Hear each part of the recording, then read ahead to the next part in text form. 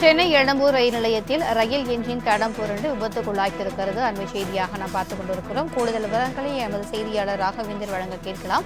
வணக்கம் ராகவேந்தர், இந்த விபத்து குறித்தான கூடுதல் விவரங்கள். வணக்கம்.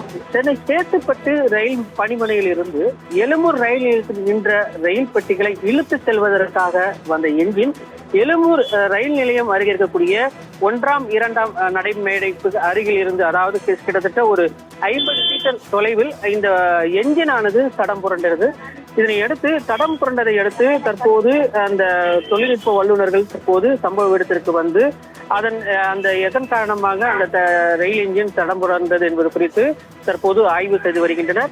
மேலும் தற்போது அந்த நிலைமையை தற்போது சரி செய்யும் பணியில் தற்போது ரயில் ஊழியர்கள் ஈடுபட்டு வருகின்றனர். கிட்டத்தட்ட ஒரு மணி நேரத்துக்கு மேலாக இந்த சரி செய்யும் பணியானது தற்போது நடைபெற்று வருகிறது.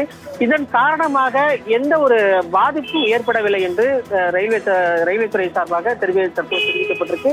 கிட்டத்தட்ட இந்த ரயில் போக்குவரத்து சரிப்பை செய்யும் பணியில் தற்போது தொடர்ந்து ஈடுபட்டு வருவதால் விரைவில் இது சரி செய்யப்படும் என்றும் அதன் காரணமாக எந்த ஒரு பாதிப்பும் தற்போது ஈடுபடாது என்றும் ரயில்வே துறை சார்பாக தெரிவிக்கப்பட்டிருக்கு.